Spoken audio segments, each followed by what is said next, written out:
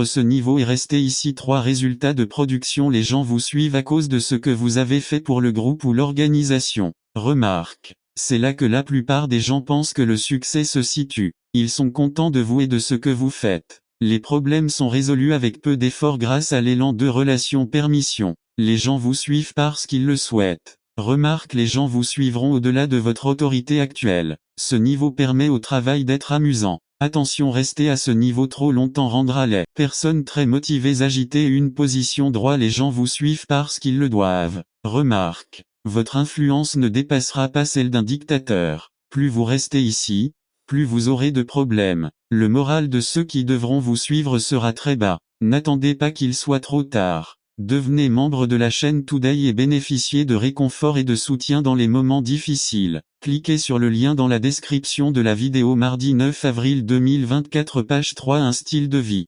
Résumé. Un aperçu de la façon de vivre en tant que chrétien. Vos paroles deviendront des actions, des habitudes, du caractère et enfin votre destin. Par Eduardo Quintana. Colossiens 1:14 Voltaire. Paul est appelé apôtre au verset 1. Il ne s'attribue pas ce titre et ne l'obtient pas non plus par l'intermédiaire de l'université chrétienne. Pablo le reçoit pour son style de vie. Et les frères de l'église de la ville de Colosse sont appelés saints et fidèles et cela à cause de leur style de vie. Les vésicules 3 à 8 confirment la foi authentique des Colossiens et utilisent Épaphras comme exemple pour l'évangile 100% apostolique qu'ils proclament. Mais le verset 10 est le point culminant de ce que j'appelle une exhortation aux chrétiens à marcher comme les chrétiens et à ne pas simplement parler comme parlent les chrétiens. Colossiens 1 dit marcher d'une manière digne du Seigneur. Cela décrit un engagement radical de votre volonté, qui doit être accompagné des caractéristiques suivantes: plein de fruits arbre. Parabole de la vigne et des arbres. Luc 13 Croissance dans la connaissance de Dieu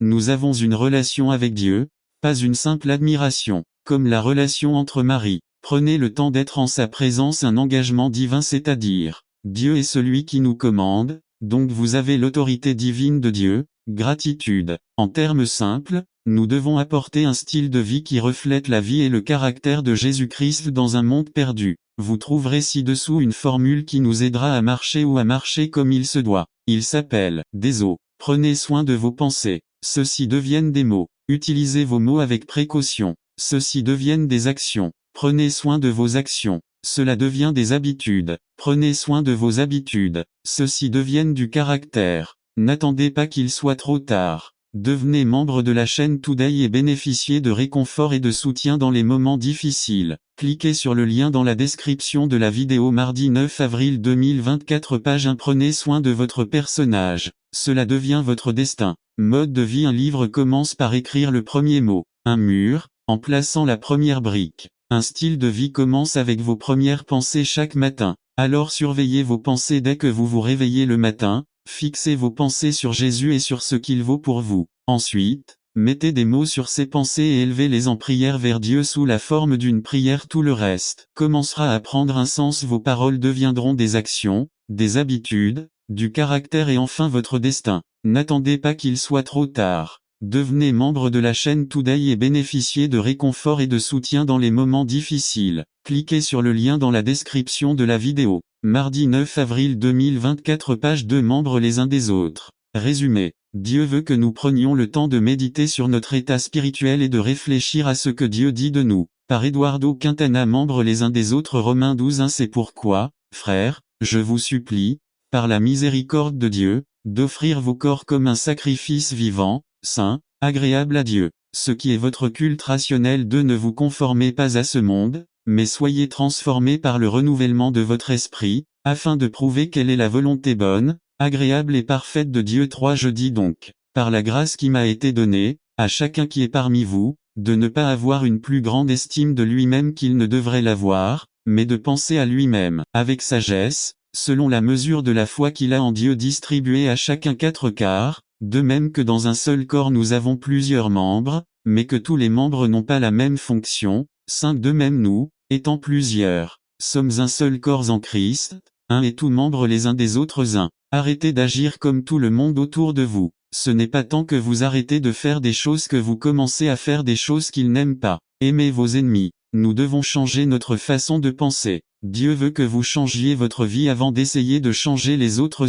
Comment penser à nous? Verset 3. La première chose que Dieu veut que nous fassions, c'est de penser à nous-mêmes. Beaucoup pensent qu'en tant que chrétiens, vous ne devriez pas penser à vous-même, mais Dieu dit de vous examiner, de réfléchir à votre état spirituel et de vous évaluer en tant que chrétien, qu'il n'a pas une meilleure opinion de lui-même qu'il ne devrait l'avoir. Il existe deux types de personnes qui font cela, ceux qui sont vaniteux et ceux qui se rabaissent. Les deux sont des formes de fierté. C'est une façon de faire semblant d'être humble. 3. Beaucoup prennent des décisions ou s'évaluent en fonction de ce qu'ils ressentent à ce moment précis. Mais les sentiments sont si variables et changeants qu'il serait absurde de se juger en fonction de ce que l'on ressent. Vous ne devez pas vous évaluer en fonction de vos sentiments. Les sentiments ne sont pas mauvais, mais vous ne devez pas baser votre analyse de vous-même sur eux. Oh, comment dois-je alors m'analyser? Oh, vous devez le faire en fonction de la façon dont Dieu vous voit. C'est la réalité. 4. N'attendez pas qu'il soit trop tard. Devenez membre de la chaîne Today et bénéficiez de réconfort et de soutien dans les moments difficiles.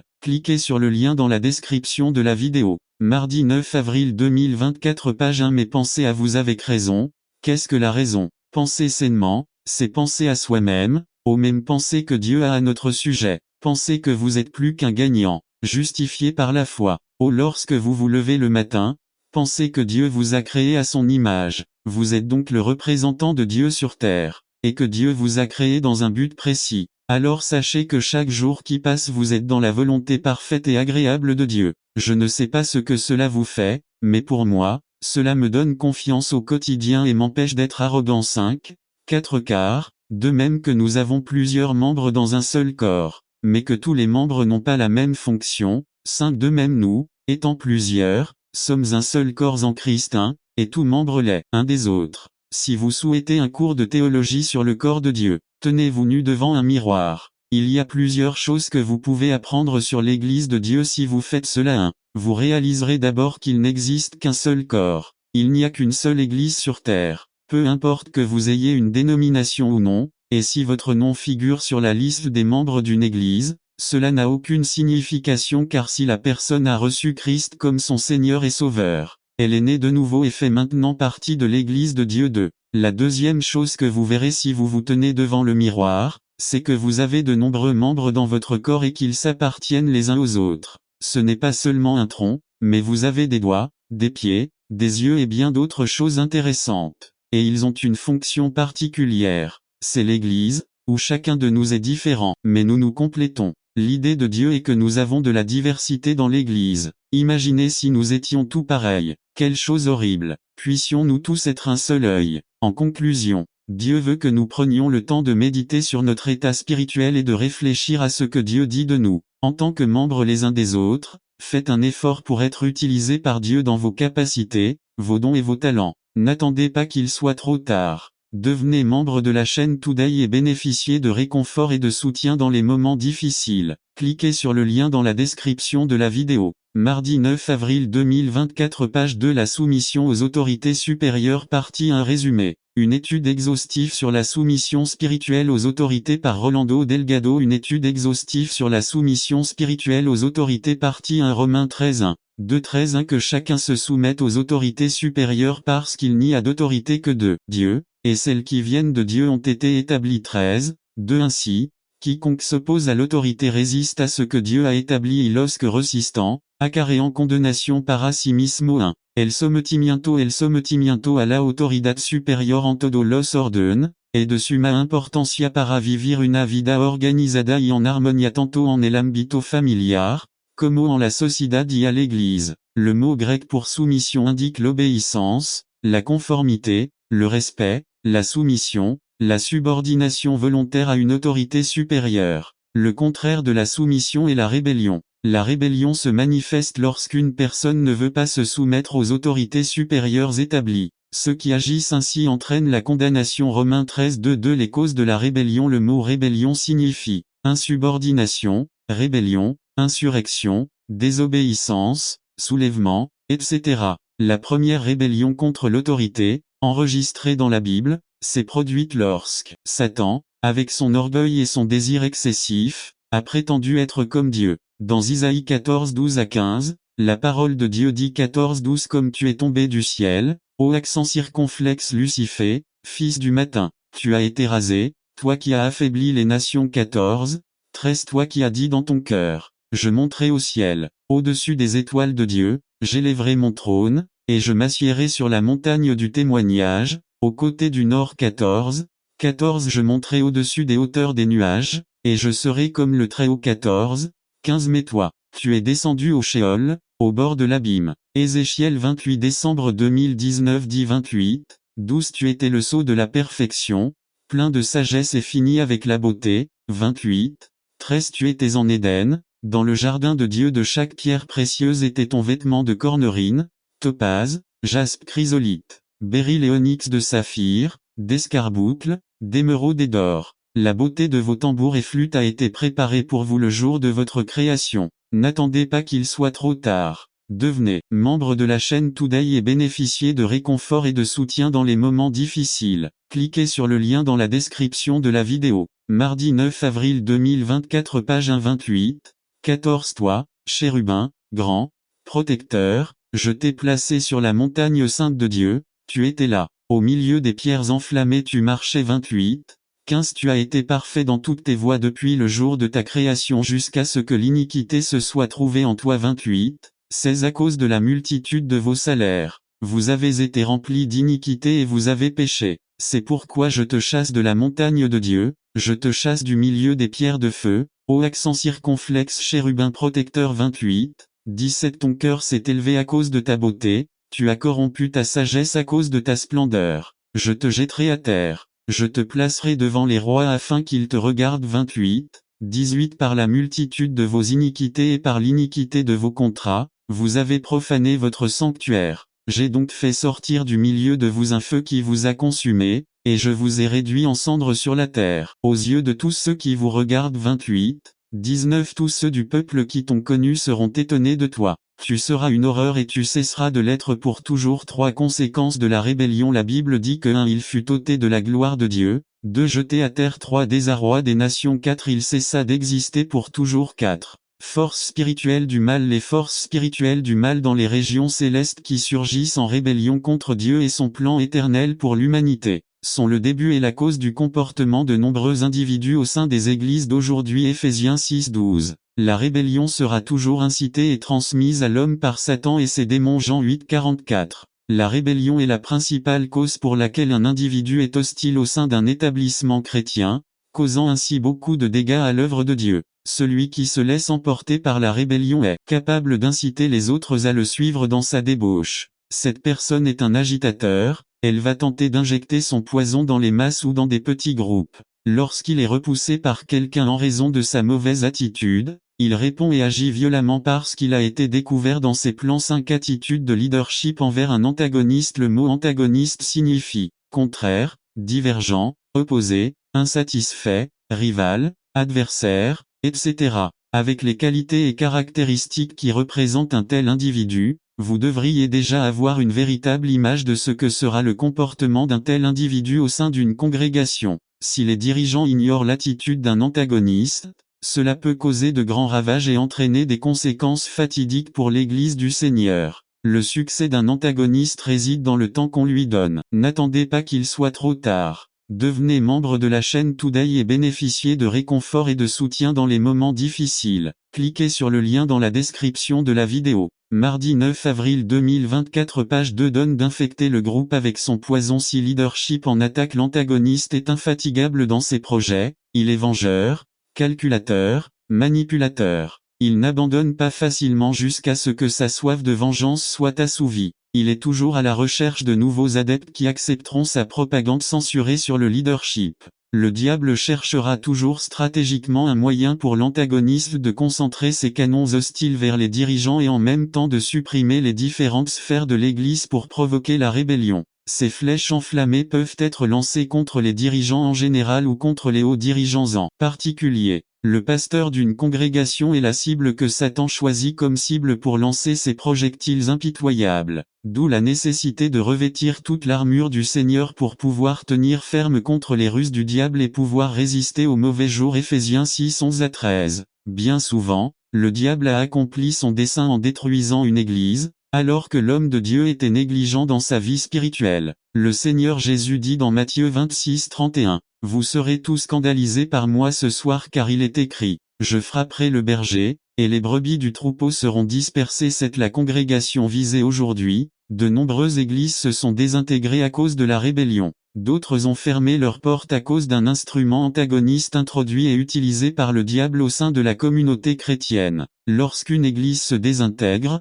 c'est désastreux pour la vie spirituelle de ses membres. Beaucoup sont tellement traumatisés qu'ils ne veulent plus jamais connaître les églises, d'autres se séparent du Seigneur pendant de longues périodes et seul un miracle de Dieu les ramène dans le giron. Beaucoup se lamentent avec résignation et d'autres se plaignent avec inquiétude que personne n'ait rien fait pour arrêter cette destruction catastrophique. La réalité est que lorsque cela se produit, c'est regrettable. Mais il y a un dicton qui dit, il vaut mieux être prudent que regretter. Conclusion. Il est de la responsabilité de tous les membres de l'Église de veiller et de prendre soin de la santé spirituelle de leur congrégation. Dans Actes 20, 28 à 29, il est dit, prenez donc garde à vous-même et à tout le troupeau dont le Saint-Esprit vous a établi surveillant, car je sais qu'après mon départ, des loups cruels entreront parmi vous, il n'épargnera pas le troupeau. La Bible nous enseigne comment nous devons protéger notre Église des attaques de Satan. Ne pas participer ou accepter des conversations nuisibles contre les dirigeants et l'Église. Éphésiens 5:11.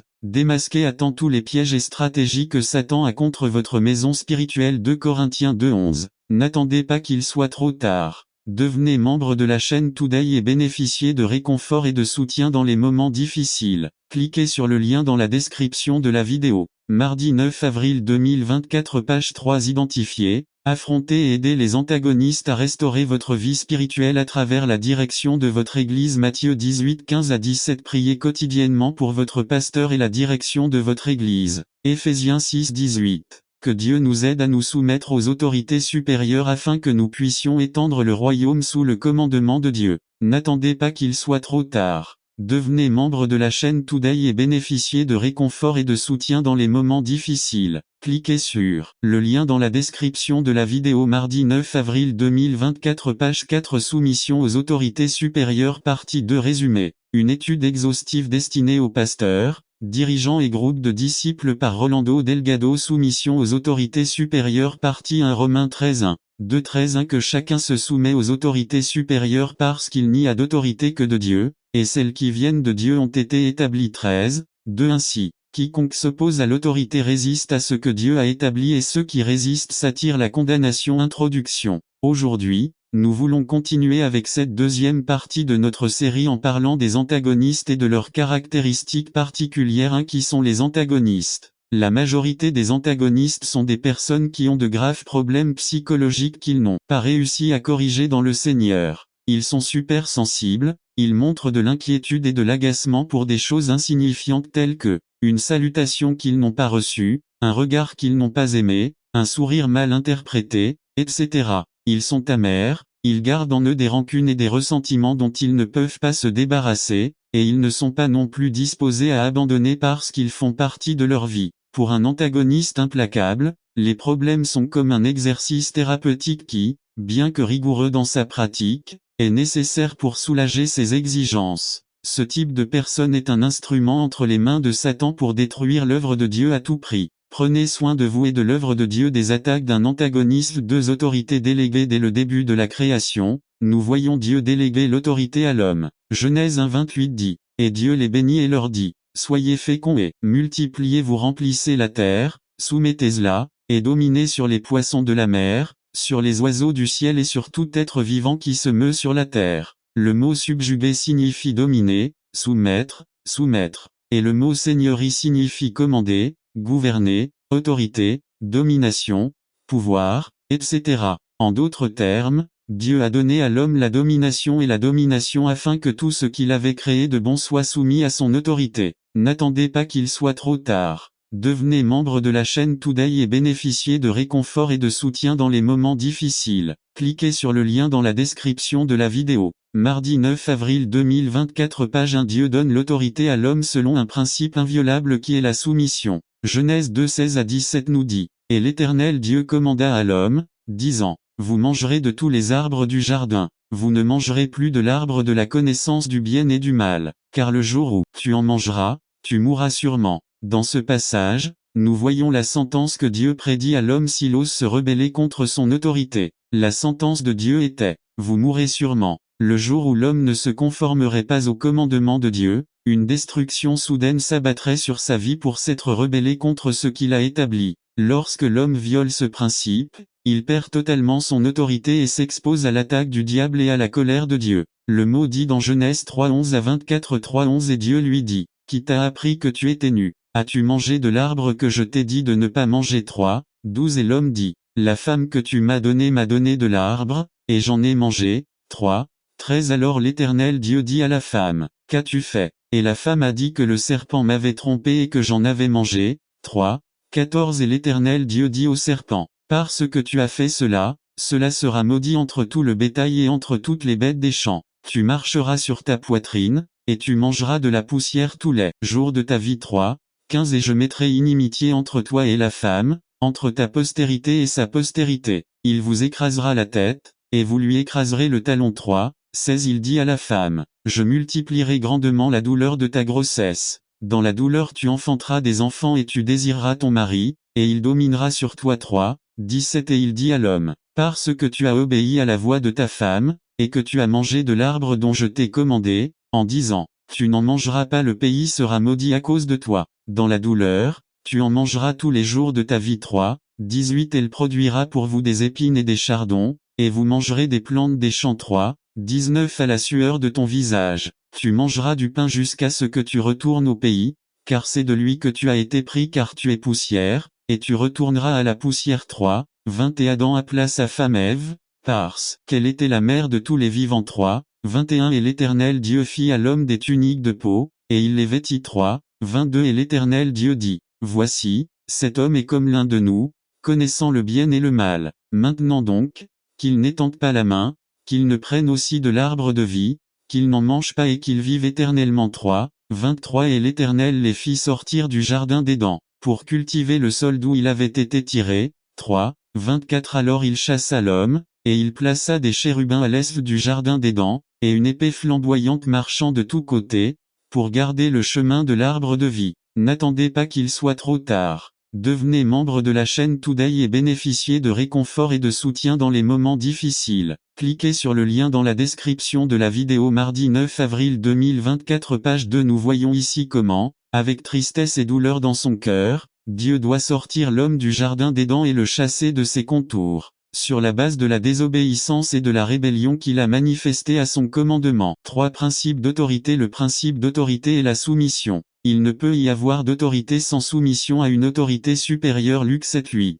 Jésus a donné à ses disciples le pouvoir de chasser les démons et de guérir toutes les maladies. Luc 9:1 L'autorité des disciples reposait sur leur soumission à la direction de Jésus. Les disciples, après une campagne d'évangélisation dans différents villages, revinrent joyeux en disant, Seigneur, même les démons nous sont soumis en ton nom. Luc 10:17. Après avoir entendu ces paroles, Jésus lui réitère à nouveau son autorité, lorsqu'il dit, Voici, je vous donne le pouvoir de fouler aux pieds les serpents et les scorpions, et toute la puissance de l'ennemi, et rien ne vous fera du mal. Luc 10:19. Le mot pouvoir est traduit du mot grec exousia qui signifie autorité, domination, seigneurie, puissance, etc. Toute cette autorité déléguée était soumise sous un seul nom, le nom de Jésus. Jésus a dit, en mon nom, ils chasseront les démons. Marc 16:17 4 Autorité sans soumission. Il y a des gens qui mentionnent et utilisent le nom du Seigneur Jésus sans aucun engagement envers lui. Le plus important n'est pas de prononcer le nom, mais de vivre sous le nom. Il n'y a aucun résultat à mentionner son nom si vous ne vivez pas attaché à son nom. 2 Timothée 2:19. Jésus dit, pourquoi m'appelez-vous, Seigneur, Seigneur, et ne faites-vous pas ce que je dis? Luc 6:46. Tous ceux qui me disent, Seigneur, Seigneur n'entreront pas dans le royaume des cieux, mais celui qui le fait la volonté de mon Père qui est aux cieux. Matthieu 7:21. Il y avait des gens qui essayaient de faire la même chose que les disciples, mais sans consentement et sans soumission au nom de Jésus. Ceux-ci ont vécu une expérience très effrayante et honteuse, pour ne pas s'être conformés à l'autorité supérieure. L'histoire d'Actes 19:13 à 16 dit 19:13 Mais certains juifs, exorcistes, itinérants, cherchaient à invoquer le nom du Seigneur Jésus sur ceux qui avaient de mauvais esprits, en disant, je vous adjure par Jésus, que Paul prêche. 19:14 Il y avait 7 fils d'un Séva, juif, grand prêtre, qui faisait cela 19, 15. Mais le mauvais esprit répondit et dit, je connais Jésus, et je sais qui est Paul mais qui es-tu? N'attendez pas qu'il soit trop tard. Devenez membre de la chaîne Today et bénéficiez de réconfort et de soutien dans les moments difficiles. Cliquez sur le lien dans la description de la vidéo. Mardi 9 avril 2024 page 3 19, 16. Et l'homme en qui était le mauvais esprit, sautant sur eux et les dominant, était plus fort qu'eux, de sorte qu'ils s'enfuirent de cette maison blessés et nus. La Bible nous enseigne que le péché est une porte ouverte sur Satan. Acte 5 3. Il utilisera toujours vos fautes pour vous faire honte, lorsque vous prendrez le nom du Seigneur en vain. Genèse 3 7 à 10. Cependant, la parole nous enseigne que ceux qui croient de tout cœur en lui ne seront pas honteux. 1 Pierre 2 6 5 3. Domaine de soumission 1. La société 2. La famille 3. L'Église 6. La société. La Bible est le manuel de vie du croyant. À travers elle, chaque personne qui a cru en Jésus-Christ gouverne sa vie, comme la parole infaillible autorisée par Dieu pour catalyser notre conduite en société. Dieu ordonne dans sa parole que dans la société dans laquelle nous vivons, nous nous soumettions à les dirigeants et les autorités. Tite 3 à 1 Pierre 2 14b, toute institution humaine. 1 Pierre 2 13c, les autorités supérieures. Romains 13 1. Je suis sûr que tous les chrétiens sont d'accord sur le fait que nous devons vivre une vie en paix avec l'État, à condition qu'il n'interfère pas avec nos croyances religieuses, ni n'ordonne des lois qui violent nos convictions ou compromettent nos convictions. Pendant des années, les chrétiens ont eu différentes manières d'interpréter et de penser lorsqu'il s'agissait de soumission aux autorités supérieures. Certains disent A, que le chrétien ne doit pas s'impliquer dans la politique, B, d'autres que le chrétien et l'État doivent travailler ensemble pour améliorer la société sans interférer dans ses principes, C. Beaucoup disent que le chrétien devrait s'impliquer dans toutes les affaires politiques de sa nation en tant que partie intégrante de celle-ci. A. Le chrétien en dehors de la sphère politique. Certains disent que les chrétiens ne devraient pas s'immiscer dans les affaires du gouvernement, ni participer activement à leur campagne politique basée sur la corruption qui existe dans le cadre politique. Ceux qui partagent cet état d'esprit prétendent que les campagnes politiques sont pleines de promesses creuses qui, à la fin d'un mandat gouvernemental, n'ont jamais été tenues. N'attendez pas qu'il soit trop tard. Devenez membre de la chaîne Today et bénéficiez de réconfort et de soutien dans les moments difficiles. Cliquez sur le lien dans la description de la vidéo. Mardi 9 avril 2024 page 4.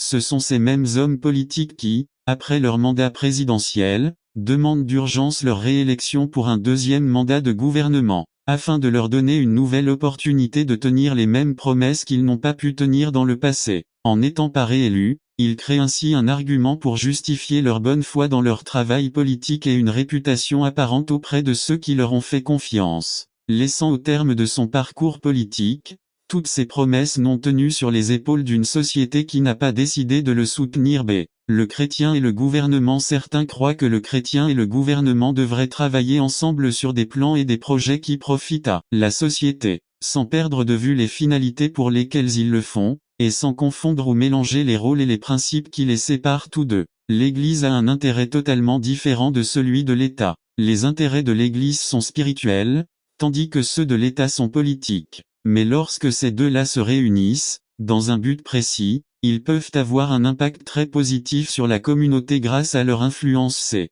Le chrétien et la politique. D'autres croyants croient que le chrétien devrait participer activement aux affaires politiques sans compromettre ses principes spirituels et moraux, qu'ils doivent travailler consciencieusement à l'élection et à la réélection d'hommes politiques qui soient à la hauteur de leurs croyances religieuses et participer activement au vote, à la diffusion et à la propagation de leurs programmes politiques afin que nous vivions dans une société meilleure, tranquillement et paisiblement. C'est la famille. Le désir de Dieu est que toutes les familles sur terre vivent une vie victorieuse et bénie dans tous les domaines pertinents, tant physiquement, spirituellement qu'émotionnellement. Nous avons pu le constater dans la première famille créée sur terre, où ils se trouvaient dans un environnement extrêmement bon, préparé par Dieu et mis à leur disposition pour qu'ils puissent en profiter pleinement. Ils étaient dans un bon état physique, spirituel, émotionnel et matériel jusqu'au jour où le péché a été découvert en eux. Le péché détruit les familles. Un amour inconditionnel. L'amour de Dieu pour la famille est inconditionnel.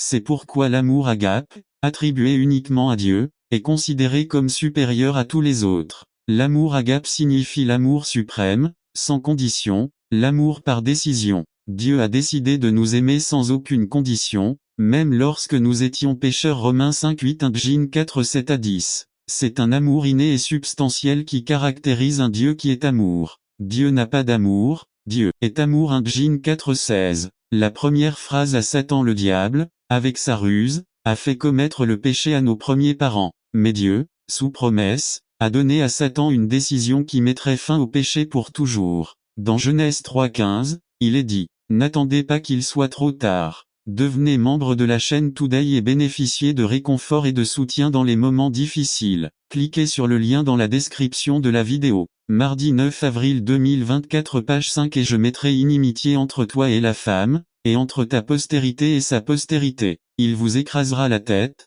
et vous lui écraserez le talon. C'est la première phrase donnée par Dieu à Satan et la première prophétie messianique décrite dans la Bible. Bonne nouvelle en Abraham. Dieu aime tellement la famille qu'il cherche toujours un plan parfait pour la bénir. En Abraham, Dieu a fait une promesse qui engloberait toutes les familles de la terre et en vous toutes les familles de la terre seront bénies. Genèse 12:3. Cette promesse s'est réalisée dans la personne de Jésus-Christ lorsqu'il est venu chercher et sauver ce qui était perdu. Luc 19:10. Dans Galates 4:4, l'apôtre Paul dit, « Mais lorsque la plénitude des temps fut venue, Dieu envoya son Fils, né d'une femme et né sous la loi, pour racheter ceux qui étaient sous la loi, afin que nous recevions l'adoption d'enfants. » Paul dit dans Éphésiens 3:15 « Qu'en Jésus-Christ toute famille dans le ciel et sur la terre prend un nom. Toutes les familles qui acceptent la seigneurie de Jésus-Christ bénéficieront de son nom, même celles qui sont parties avec Christ, et sommes devant sa présence, comme ceux d'entre nous qui vivent encore pour le servir. La famille doit d'abord être soumise au Seigneur.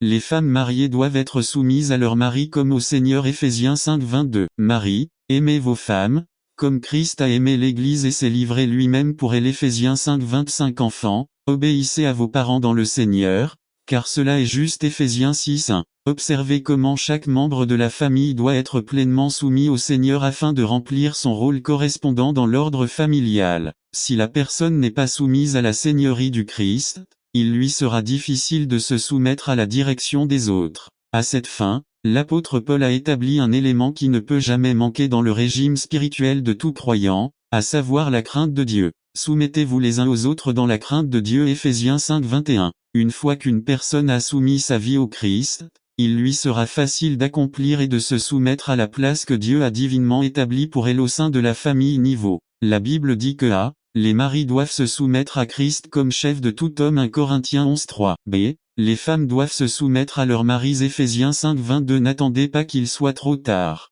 Devenez membre de la chaîne Today et bénéficiez de réconfort et de soutien dans les moments difficiles. Cliquez sur le lien dans la description de la vidéo. Mardi 9 avril 2024 page 6 les enfants doivent obéir à leurs parents. Éphésiens 6:1-8. L'Église. Si une personne ne peut pas se soumettre à l'ordre familial établi par Dieu, il lui sera très difficile de se soumettre à la direction de l'Église locale. Dans de nombreux endroits, nous voyons des dirigeants ecclésiastiques aux prises avec ce type de personnes qui viennent dans les églises, défiant la direction pastorale et constituant une pierre d'achoppement pour ceux qui veulent orienter leurs pas dans les bons chemins du Seigneur. Romains 16:17 dit, « Mais je vous exhorte, frères, à prêter attention à ceux qui provoquent des divisions et des offenses contre la doctrine que vous avez apprise, et à vous séparer d'eux. » Dans Matthieu 18:6, il est dit, « Et quiconque fait trébucher l'un de ces petits qui croient en moi, il vaudrait mieux pour lui qu'on lui accroche au cou une meule et qu'il se noie dans les profondeurs de la mer. »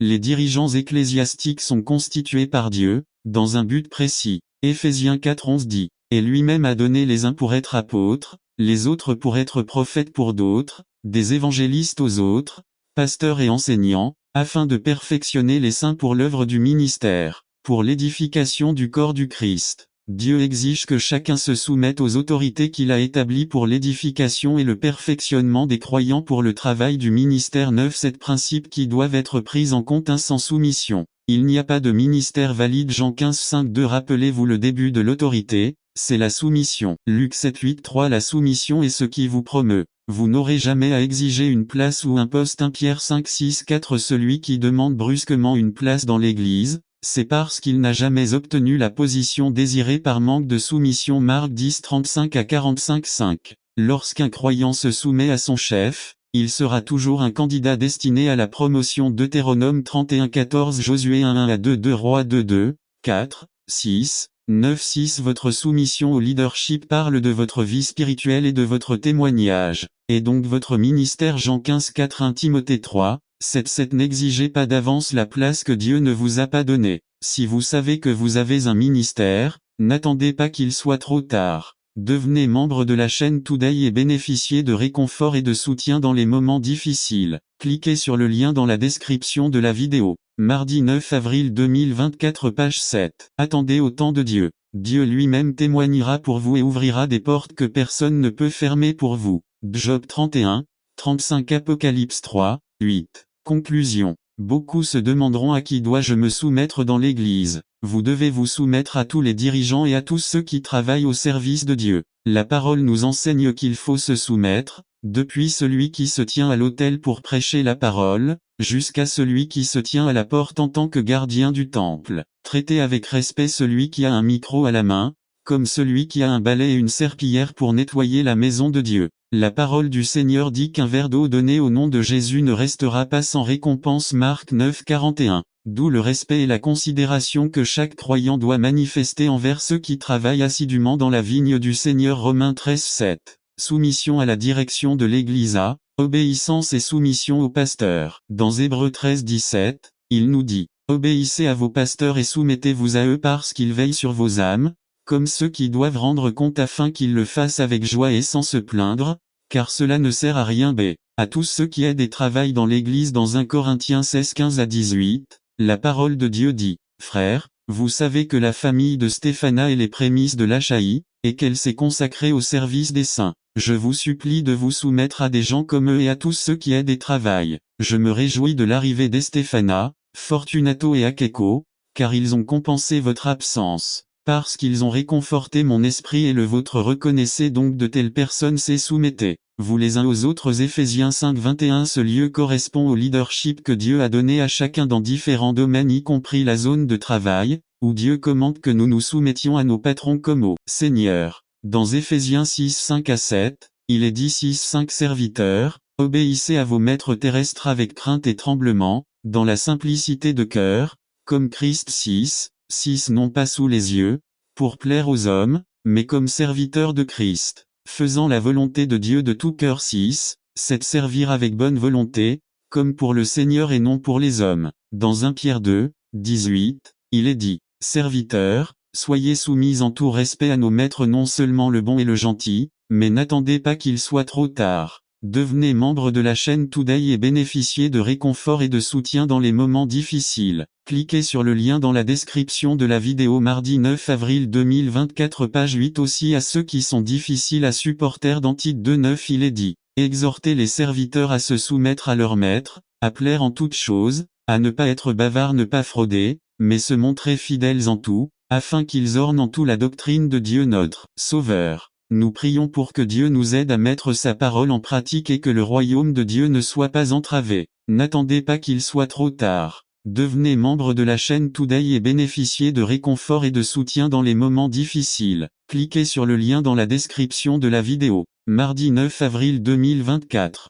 Page 9 Un père nommé Jairo. Résumé. Dieu nous a créés avec la possibilité d'avoir une influence positive et transformatrice sur nos enfants. Par Fernando Ocampo. Un père appelé Jairo. Luc 8, 40 à 56 Introduction. Aujourd'hui, nous célébrons la fête des pères. Tout le monde sait que cette journée n'est pas célébrée avec l'intensité émotionnelle de la fête des mères. En effet, certains hommes ont donné un mauvais exemple de ce que signifie être père, d'autres, par leur manque d'expression de leurs sentiments, donnent l'impression que les pères sont froids et indifférents. Quelle que soit notre expérience ou notre impression de notre propre père, je veux dire à tous les hommes de notre Église mariés ou célibataires, jeunes ou vieux, que Dieu nous a créés avec la possibilité d'avoir une influence positive et transformatrice sur nos enfants. La bonne nouvelle est qu'il n'est pas trop tard pour devenir des hommes qui accomplissent le dessein de Dieu. Je veux vous dire que Jésus peut changer votre vie et l'orienter dans la bonne direction aujourd'hui. Nous en trouvons un exemple dans le texte que nous avons lu, notamment dans la vie d'un père nommé Jaïru. Voici le contexte de notre histoire. Jésus revenait d'un voyage qu'il avait fait dans la région de Gadara où il avait guéri un homme possédé par une légion de démons. Quand Jésus arrive, il est accueilli avec impatience par une foule joyeuse. Au sein de cette foule se trouvait un homme, un père qui vivait une expérience difficile. Sa fille unique, âgé de 12 ans, était sur le point de mourir. Jaïru n'était pas n'importe quel homme, mais un dirigeant éminent d'une congrégation juive. Comme le principal Jaïru s'occupait du bâtiment, cela signifie qu'il était un homme de confiance. Il devait aussi tout préparer pour les services, cela signifie qu'il était responsable. Il devait aussi sélectionner ceux qui participaient au culte et un assistant qui s'occupait des rouleaux sacrés, ce qui nous indique qu'il était un homme avec autorité spirituelle. Il était connu et respecté au sein de la communauté, ce qui nous dit qu'il avait un bon témoignage. Mais ce qui ressort le plus ici, c'est son rôle de père et son souci de la santé et du bien-être de sa fille de 12 ans. Que pouvons-nous voir chez Jaïru qui nous encourage, nous parents 1. Jaïru n'avait ni peur ni honte de chercher Jésus. V41 a une vérité sur les hommes et que nous avons tendance à nous isoler, à garder le silence et à souffrir en silence. Lorsque nous traversons des difficultés, souvent, c'est une question de tempérament, mais d'autres fois, c'est simplement l'ego lui-même qui nous empêche d'être humbles et d'admettre qu'il existe des situations ou des crises qui échappent complètement à nos mains, à nos efforts et à nos possibilités. N'attendez pas qu'il soit trop tard. Devenez membre de la chaîne Today et bénéficiez de réconfort et de soutien dans les moments difficiles. Cliquez sur le lien dans la description de la vidéo. Mardi 9 avril 2024 page 1. Nous pensons que demander de l'aide, demander conseil ou montrer tout type d'émotion est un signe de faiblesse. Mais nous ne réalisons pas qu'en réprimant tous ces sentiments, nous devenons plus vulnérables et plus faibles. Nous avons été programmés de telle manière que nous ne réalisons pas que nous nous refusons le privilège de manifester les qualités émotionnelles dont Dieu nous a dotés. Jaïru n'a pas cherché Jésus en secret,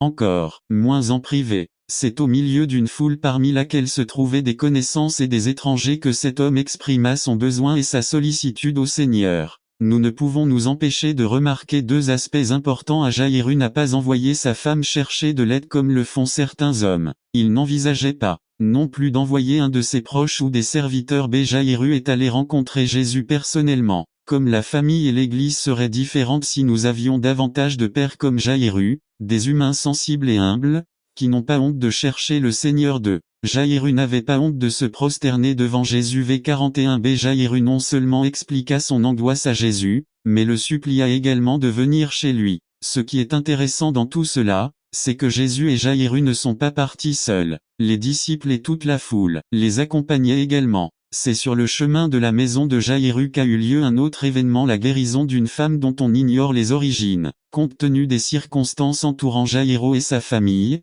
le temps est un facteur important. Et c'est là que l'histoire de la guérison de cette femme renforce l'histoire de Jaïru. Au milieu d'une foule qui le serre, le pousse et lui marche dessus, Jésus s'arrête pour savoir qui l'a touché. Et d'après ce que nous pouvons lire, Jésus n'avait pas l'intention de continuer sans savoir au préalable qui était la personne qui avait touché ses vêtements. Jaïru se tenait à côté de Jésus, raisonnant peut-être, comme les disciples, sur le caractère illogique de la question du Seigneur. C'est apparemment, la femme, une fois découverte, a tout raconté à Jésus qui lui a donné tout le temps pour donner son témoignage. Sinon, comment Lucas a-t-il su que sa maladie durait déjà 12 ans, qu'elle avait tout dépensé et qu'aucun médecin ne pouvait la guérir? Pour Jaïru, ce n'était pas le moment des témoignages, car il était bouleversé par le fait que si Jésus tardait, il pourrait être trop tard pour sa fille. Jésus a un but, la vie de Jaïru serait transformée, mais il devait faire confiance à Jésus. Voici une vérité très importante pour que Dieu agisse dans nos vies de parents. Il ne suffit pas de savoir qu'il peut le faire, nous devons faire un grand pas et ce pas s'appelle la confiance. C'est ainsi que les choses se sont passées lorsque Jaïru a découvert que l'inévitable était arrivé à sa fille. À ce moment-là, son être était sûrement inondé par une série de pensées et de sentiments. Nous ne savons pas qui est venu annoncer la nouvelle à Jaïru, mais d'après ses paroles, nous voyons qu'il ne voyait aucune raison à l'arrivée de Jésus à la maison. Que pouvait faire Jésus? C'est pourquoi il dit à Jaïru, « Ta fille est morte. Ne dérangez plus le maître. » 3. Jaïru n'a pas hésité à mettre le bien-être de sa fille entre les mains de Jésus. V51 N'attendez pas qu'il soit trop tard. Devenez membre de la chaîne Today et bénéficiez de réconfort et de soutien dans les moments difficiles. Cliquez sur le lien dans la description de la vidéo. Mardi 9 avril 2024 page 2 Jaïru n'avait que deux options à demander à Jésus: d'oublier le problème ou croire que Jésus pouvait remédier à ce qui s'est passé. Jésus l'encourage simplement. N'aie pas peur, crois simplement et ta fille sera guérie. Tu ne trouves pas? Le message de cet homme était clair pour Jaïru mais peut-être pas pour Jésus. Le message terrestre était celui de la mort. Votre fille est morte et du désespoir ne dérangeait plus le maître. Cependant, le message du ciel était un message d'espérance. Ne crains pas, crois seulement et de vie ta fille sera guérie. Que nous devons remettre la vie de nos enfants entre les mains de Jésus. Nous ne pouvons pas être là 24 heures sur 24, 7 jours sur 7, pour surveiller chaque pas, pensée et comportement de nos enfants. Nous devons avoir confiance que Jésus dirigera le chemin de nos enfants dans la bonne direction. Mon cher frère, toi et moi allions dans la mauvaise direction mais à notre avis c'était la bonne, mais un jour Jésus est entré dans nos vies et le cours de nos vies a complètement changé. Le jour où Jésus est arrivé, tout a changé pour quelque chose de bien meilleur. Dieu a un plan pour vous, même au milieu de circonstances qui semblent sans solution. N'ayez pas peur, croyez simplement que Dieu peut non seulement changer les circonstances, mais aussi révolutionner votre vie. Dieu peut faire de toi un nouveau jeune homme.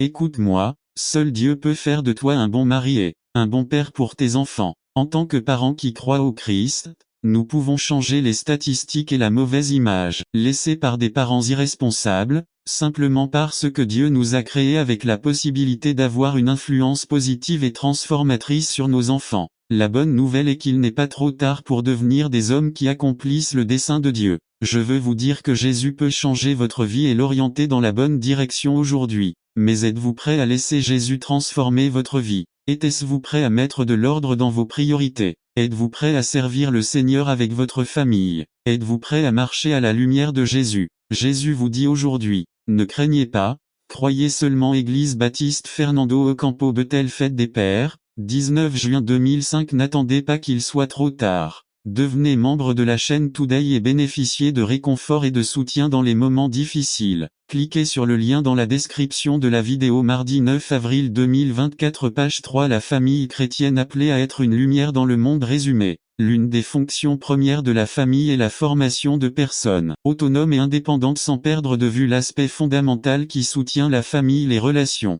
Par Fernando Ocampo. Thème numéro 3. La famille et la formation des enfants. Luc 2 21 à 40. Introduction. La relation familiale est un processus constructif, quelle que soit sa structure, qu'il s'agisse du père, de la mère et des enfants, de la mère ou du père chef de famille ou des enfants seuls. La famille n'est pas une entité isolée du contexte qui l'entoure. Le contexte et la culture ne devraient jamais conditionner notre obéissance aux commandements de Dieu. De même, ils ne devraient jamais nous amener à négocier des principes et des valeurs bibliques, puisque le Seigneur nous a désignés pour éclairer notre société. Aujourd'hui, nous allons apprendre à élever des enfants. Une déclaration internationale sur les droits de l'enfant dit: tous les enfants ont le droit, comme tout être humain, à la nourriture, à un abri, aux soins de santé, à l'éducation et à être à l'abri de la violence, de la négligence et de l'exploitation. L'une des fonctions premières de la famille est la formation de personnes autonomes et indépendantes, sans perdre de vue l'aspect fondamental qui soutient la famille, les relations.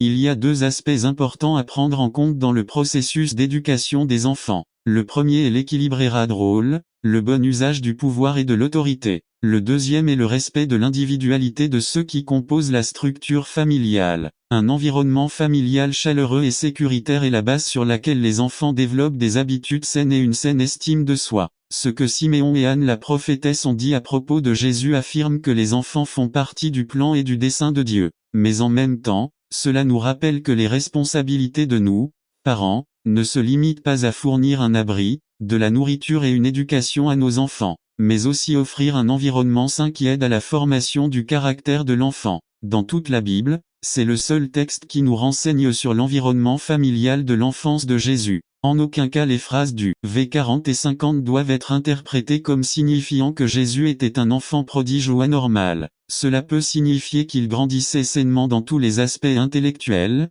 émotionnels et spirituels. Nous pouvons donc conclure que Jésus a grandi dans un environnement familial sain et équilibré, que la famille de Joseph et Marie était commune, que Jésus mangeait comme n'importe quel enfant, qu'il jouait comme tous les enfants, qu'il n'avait pas de PS2, de Nintendo ou de lecteur MP3. Cela nous rappelle, parents, qu'il existe des choses plus précieuses que nous pouvons donner à nos enfants et qui ne disparaîtront jamais même si nous ne sommes plus dans cette vie. Ces choses sont l'affection, les règles et limites saines et les mots d'encouragement. N'attendez pas qu'il soit trop tard. Devenez membre de la chaîne Today et bénéficiez de réconfort et de soutien dans les moments difficiles. Cliquez sur le lien dans la description de la vidéo mardi 9 avril 2024. Page 1. Dans le processus de formation, les enfants ont besoin de soins v.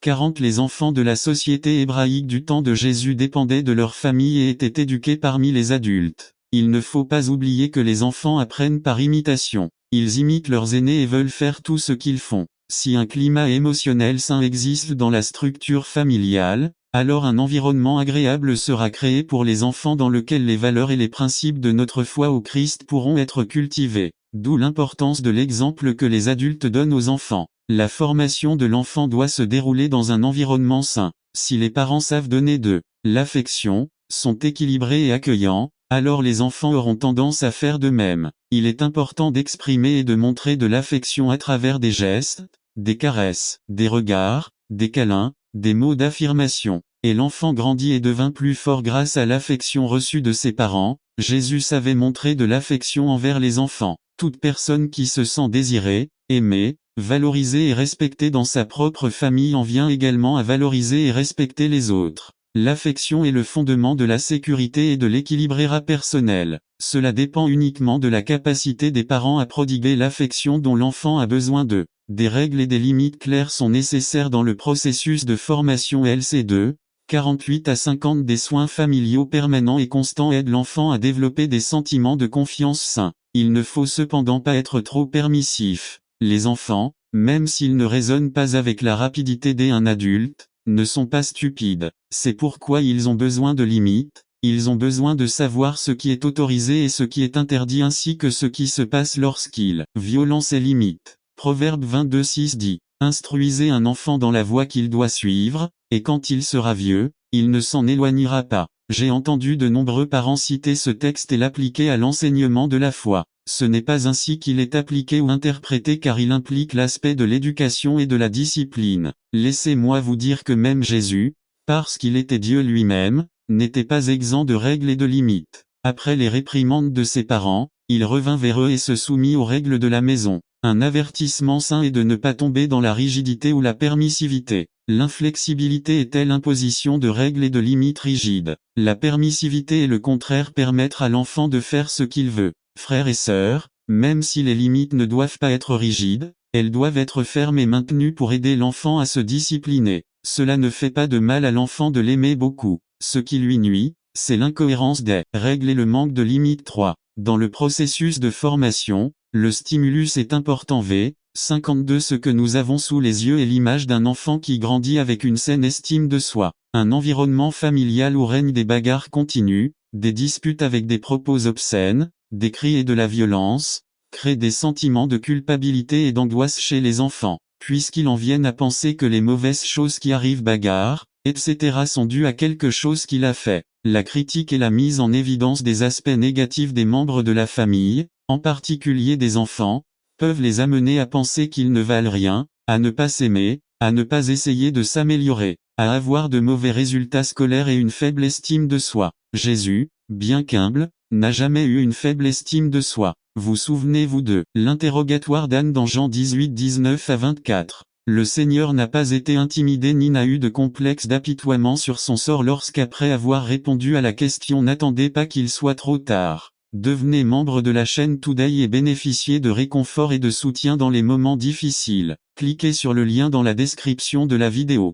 Mardi 9 avril 2024. Page 2. Grand prêtre, un des gardes l'a giflé. Il répondit fermement, « Pourquoi me frappes-tu » Et Jésus croissait en sagesse, en stature et en grâce devant Dieu et devant les hommes. Grâce aux paroles des encouragements reçus dans sa maison, Jésus a pu encourager Paul en disant, « Sois encouragé, Paul. » Acte 23, 11. De même à la femme qui toucha son manteau en disant, « Et bon courage, ma fille. » Conclusion. En tant que parents, nous devons faire attention à la formation que nous donnons à nos enfants. Dans ce processus, nous devons respecter leur individualité et nous efforcer de maintenir un climat chaud et sûr où nos enfants peuvent se développer sainement. La formation a besoin d'éléments qui ne s'achètent pas avec tout l'argent du monde, comme l'amour, des règles et des limites basées sur les valeurs et les principes de la parole et des paroles d'encouragement. Ils commencèrent à amener des enfants à Jésus pour qu'il les touche, mais les disciples réprimandèrent ceux qui les amenaient. Quand Jésus s'en rendit compte, Il s'indigna et leur dit, « Laissez les enfants venir à moi, et ne les empêchez pas,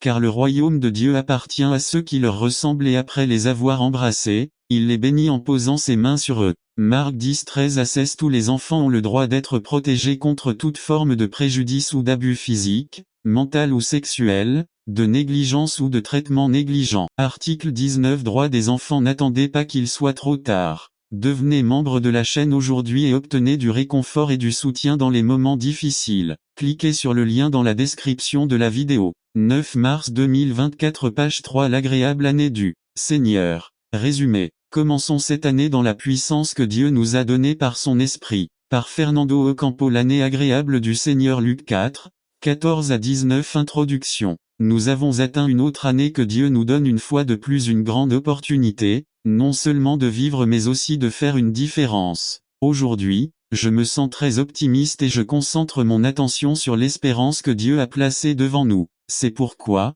frères bien-aimés, je vous encourage à continuer ensemble, nous encourageant mutuellement dans la course à la foi. Commençons cette nouvelle année avec Dieu. Commençons cette année dans la puissance que Dieu nous a donnée à travers son esprit. 2005 n'est pas l'année du coq, mais l'année de la faveur du Seigneur. Le texte que nous avons lu nous dit que le Seigneur Jésus, après avoir traversé une période d'épreuve dans le désert, est retourné au lieu de son éducation pour accomplir le dessein de Dieu dans la puissance de l'Esprit. Ce n'est pas que Dieu ait plusieurs desseins, mais que dans le dessein de Dieu, chacune de nos vies a une tâche spécifique à accomplir. Non pas dans notre force mais dans la puissance et la plénitude de l'Esprit du Christ. Transition. La situation de notre monde exige de nous premièrement une vie de prière et deuxièmement une vie soumise à la Seigneurie du Christ. C'est là que le dessein de Dieu s'accomplit dans nos vies. 1. Le Seigneur Jésus commence son ministère non seulement dans la puissance de l'Esprit mais aussi ayant un peuple avec des gens difficiles autour de lui. L'année agréable du Seigneur signifie que Dieu prolonge encore sa patience envers notre monde et qu'au milieu de tous les obstacles, il réalisera son plan rédempteur pour l'humanité. L'année acceptable du Seigneur signifie que Dieu nous donne une autre occasion de recommencer, de réévaluer notre vie, nos priorités et nos objectifs. Dans l'accomplissement de sa mission et de la volonté de Dieu, Jésus s'éloigne de sa famille immédiate, quittant la ville où il a grandi ainsi que la tradition religieuse. L'Esprit de Dieu ne peut pas travailler librera lorsque son peuple est limité par le traditionnalisme. C'était la puissance de l'Esprit qui a emmené Jésus dans des endroits où personne n'osait aller, il était avec des gens avec lesquels personne n'osait sortir, Jésus a fait des choses qu'aucun rabbin de son calibre ne ferait. C'est par la puissance de l'Esprit que Jésus a trouvé des disciples dans les endroits les moins prometteurs. La vision du Seigneur n'était pas la même que celle des dirigeants de son temps. Il faisait une distinction entre les justes et les pécheurs. Mais pour Jésus, tout le monde était pécheur. C'est pourquoi il a offert à tous le même traitement et le même salut. L'Esprit du Seigneur est sur moi plus qu'une déclaration, c'est la base sur laquelle Jésus porterait. N'attendez pas qu'il soit trop tard. Devenez membre de la chaîne Today et bénéficiez de réconfort et de soutien dans les moments difficiles. Cliquez sur le lien dans la description de la vidéo. Mardi 9 avril 2024 page 1 Exercer son ministère. Ce serait la base du succès de la mission de l'Église. Et vous recevrez une puissance lorsque le Saint-Esprit viendra sur vous. Acte 1, 8-2. Jésus parle d'un ministère aux nations. Si c'est l'année du Seigneur, si le Seigneur a été satisfait de nous, si le Seigneur nous a donné une autre opportunité, si le Seigneur nous adresse l'invitation pour répondre à son appel, il ne nous appartient pas de rester là à attendre, mais sortir et franchir la frontière du confort. Dans son exemple de la veuve de Sarepta et de Naaman le Syrien v 25 à 27, Jésus illustre un ministère qui s'étendrait au-delà d'Israël. Pourquoi aller à Buffalo, New York? Pourquoi aller au Chili ou dans tout autre pays? Parce que dans la vision de Jésus, un ministère au-delà d'Israël est envisagé, non pas sur la base de stratégies, de méthodes d'évangélisation ou de dénomination, mais dans cette grande vérité. L'Esprit du Seigneur est sur moi, parce qu'il m'a oint. L'intérêt de Jésus était et continue d'être le peuple et ses besoins, et non l'institution ou la dénomination. Dieu a oint chacun de nous qui a cru au Christ par la foi, de son esprit. C'est ainsi que l'apôtre Jean l'exprime dans sa lettre. Vous avez l'onction du Saint, et vous savez toutes choses. 1 JN 2, 20. L'onction nous a été donnée pour annoncer la bonne nouvelle qu'en Christ il y a un but et la plénitude de la vie. Répondez à l'appel de Dieu et vivez selon les normes divines. Servir notre communauté en montrant l'amour de Dieu de manière pratique, en restaurant la vie de chaque personne que Dieu met sur notre chemin. Conclusion. Les besoins actuels de notre monde et de notre nation exigent que nous agissions. Ne précipitons pas les résultats. Laissons Dieu agir comme bon lui semble. Cette année, nous commençons avec une vision nouvelle et stimulante. Agissons et concentrons-nous sur Dieu. Laissons de côté tout ce qui nous empêche de consacrer notre vie au Seigneur. Arrêtons de nous disputer, de nous battre et de nous critiquer. Efforçons